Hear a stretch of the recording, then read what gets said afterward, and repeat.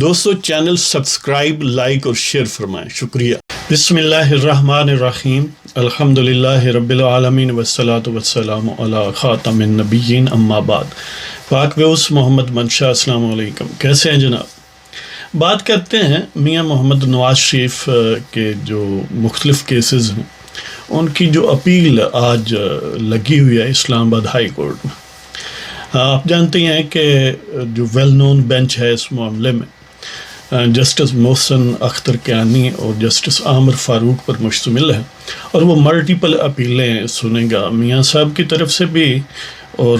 میاں صاحب کے مخالفین یعنی نیب اینڈ کمپنی کی طرف سے بھی۔ تو وہ کسی نے کہا ہے کہ عدل ہے مصلحت وقت کے پنجے سے اسیر، عدل ہے مصلحت وقت کے پنجے سے اسیر، سخت مشکل ہے یہاں صاحب ایمان ہونا۔ آپ جانتے ہیں کہ یہ بینچ جو ہے یہ یعنی گویا اکثر لوگوں کی نظر میں ایسا بینچ ہے کہ جو کبھی بھی طاقتوروں کی مرضی کے خلاف بہت یعنی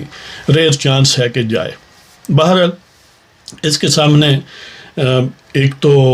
وہ کیس جو جسٹس بشیر احمد نے ڈیسائیڈ کیا اکاؤنٹیبلٹی کورٹ کے جج، ایون فیلڈ کیس ہے جس میں میاں صاحب کو، مریم کو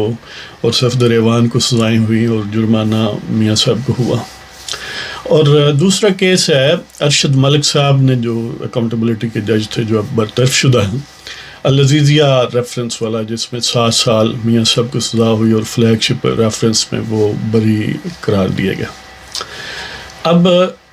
کچھ تو اپیلیں ہیں میاں صاحب کی طرف سے یا مریم کی طرف سے کہہ لیں یا یعنی صفدر کی طرف سے کہہ لیں کہ جو ایون فیلڈ کیس میں سزا ہے اس کے خلاف، اور العزیزیہ ریفرنس کیس میں جو سزا ہے میاں صاحب کو اس کے خلاف،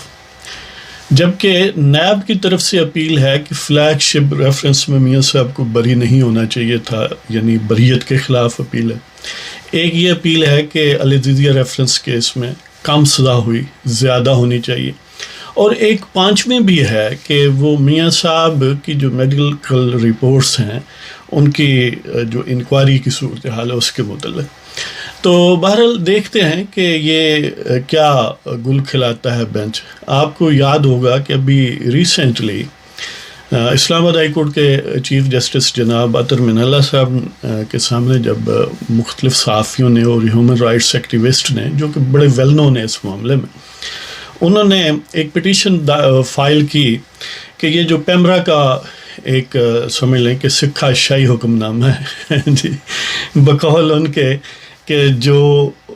یعنی کنوکٹڈ آدمی ہے یا جو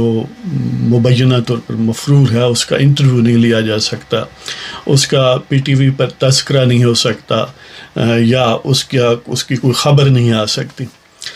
تو یہ ان کی طرف سے ظاہر تھا کہ یہ بنیادی حقوق کے خلاف ہے، یعنی یہ کوئی ان کا رائٹ نہیں ہے بلکہ عوام کا رائٹ ٹو نو ہے، یعنی کہ کوئی جو بظاہر مجرم گردانا گیا ہے، جس کے خلاف سزا ہوئی ہے یا جس کو یہ قرار دیا گیا ہے کہ عدالت سے مفرور ہے، تو وہ شخص جو ہے وہ کیا کہتا ہے، یہ عوام کا حق ہے اس کو جاننا، یعنی فریڈم آف انفارمیشن ہے یا فریڈم رائٹ ٹو نو ہے، جو بھی اس کو کہہ لیں۔ یعنی ایک تو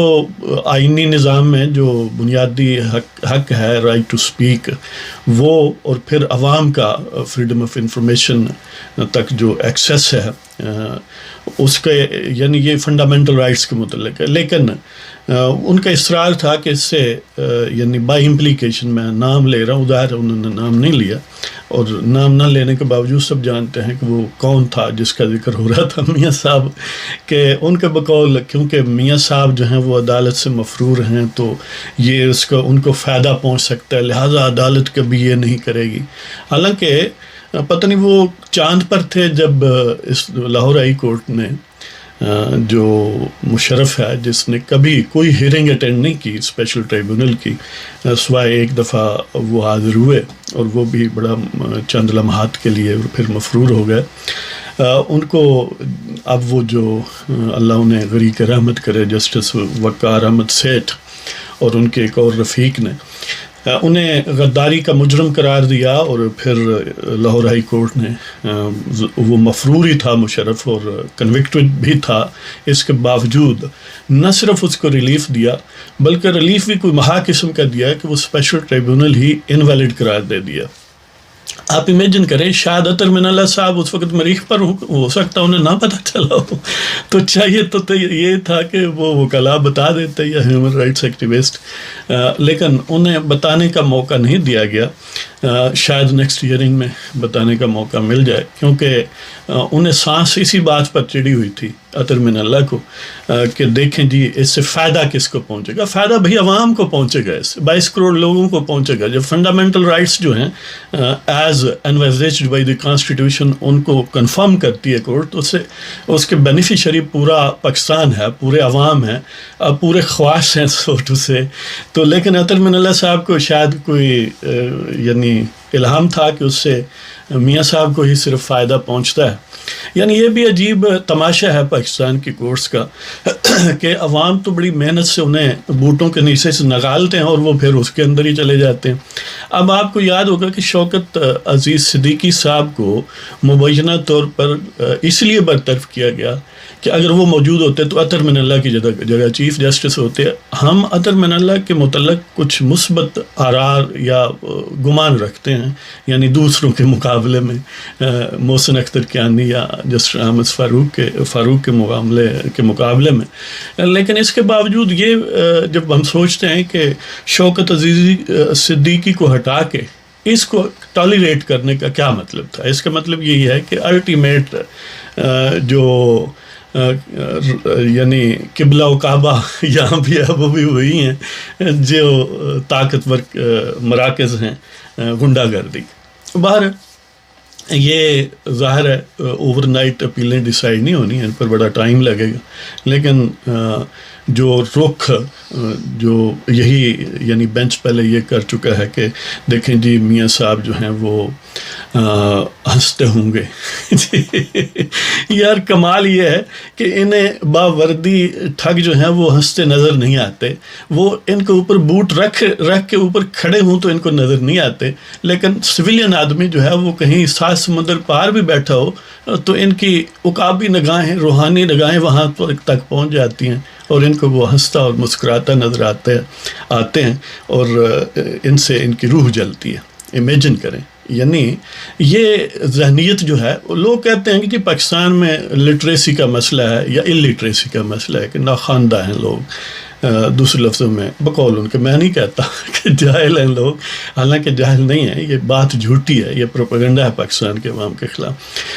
بندہ ان سے پوچھے کہ اب یہ جتنے جسٹسز ہیں ہائی کورٹ کے یا سپریم کورٹ کے یا سو ٹو سے یہ جو غنڈہ گردی کے مراکز ہیں جیسے GHQ ہے، یہ جو ٹھگ ہیں قمر باجوہ ہے، کیا یہ ان پڑھ لوگ ہیں؟ یہ الٹریٹ ہیں؟ انہوں نے ہی تو ملک کو ڈبویا ہوا ہے۔ لیکن الزام یہ ہے کہ یہ جو جی گلیوں میں پھرتے ہیں جن کے پاس شاید ماسٹرز ڈگری نہیں ہے یا جو آکسفورڈ میں نہیں گئے یا جو بار ایٹ لا نہیں ہے، یہ ان کی وجہ سے ملک پیچھے ہے، ان کی وجہ سے نہیں ہے۔ یہ نہ ہی تعلیم کی کمی کے سبب سے ہے، تعلیم اچھی بات ہے، لیکن انسان جب یعنی ہمارا تو ایمان ہے کہ ایام جاہلیت ختم ہو گئے جب آپ دین قبول کر لیتے ہیں، ایک منیمم لیول کی کوالیفیکیشن آپ کی ہو جاتی ہے۔ لہذا این میس لوگوں کو جاہل کہنا یہ بذات خود سمجھ لیں کہ اپنی حالت مشکوک کرنے کے قابل ہے۔ لہذا لٹریسی کی کمی نہیں ہے، کمی کریکٹر کی ہے کہ کردار کا بحران ہے لوگوں میں۔ اب دیکھیں کوئی بار ایٹ لا ہے، کوئی جناب LLM ہے، کسی نے کوئی 20 سال سروس یعنی پریکٹس کی ہے لا کی ہائی کورٹ میں، سپریم کورٹ میں، لیکن پھر بھی جب قمر باجوہ کا بوٹ آتا ہے تو وہ فوراً اس کو چاٹنا شروع کر دیتے ہیں۔ لہذا یہ کریکٹر لیسنس کا معاملہ ہے، یہ کردار کا بحران ہے، یہ تعلیم کا بحران نہیں ہے۔ تو بہرحال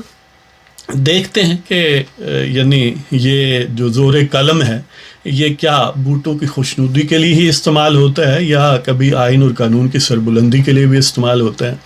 اب وہ سزا دینے والا مثلاً ایک جج تو ارشد ملک خود سپریم کورٹ کہتی ہے کہ بڑا بدبودار آدمی تھا، لیکن اس کے فیصلے اب بھی خوشبودار ہیں، اب بھی ججوں کو ان میں خوشبو ہی نظر آتی ہے۔ عجیب بات یہ ہے، اور انہی فیصلوں کی بنیاد پر میاں صاحب جو ہیں وہ مفرور قرار دیے گئے ہیں، حالانکہ میاں صاحب سارے قانونی تقاضے پورے کر کے ملٹیپل ہائی کورٹس میں سے گزر کے اور حکومت کی اپنی مرضی سے بیرون ملک گئے تھے، اور اس میں یہ شرط بات موجود تھی کہ جب تک جو میڈیکل پروفیشنلز ہیں وہ سرٹیفائی نہیں کریں گے کہ ہی از ایبل ٹو ٹریول، اس وقت تک وہ وہاں رہ سکتے ہیں، ٹریٹمنٹ کرا سکتے ہیں۔ لیکن ظاہر ہے بوٹوں کو کچھ اور منظور ہے، اور دیکھتے ہیں کہ جج صاحب جو ہیں یا جج صاحبان جو ہیں ان کو کتنا کاٹر فار کرتے ہیں۔ تو ہماری دعا ہے کہ اللہ تعالیٰ پاکستان کے ججوں کو، پاکستان کے سیاستدانوں کو جرأت رندانہ دے، اور ان جو ٹھگ ہیں پاکستان پر قابض ہیں، جس کے سرگنا اس وقت قمر باجوہ ہیں یا فیض حمید ہیں، ان سے اللہ تعالیٰ اس ملک کو نجات دے۔ آپ کو اگر پروگرام پسند ہو سبسکرائب کریں، شیئر کریں، لائک کریں۔ جناب اجازت دیں، خدا حافظ۔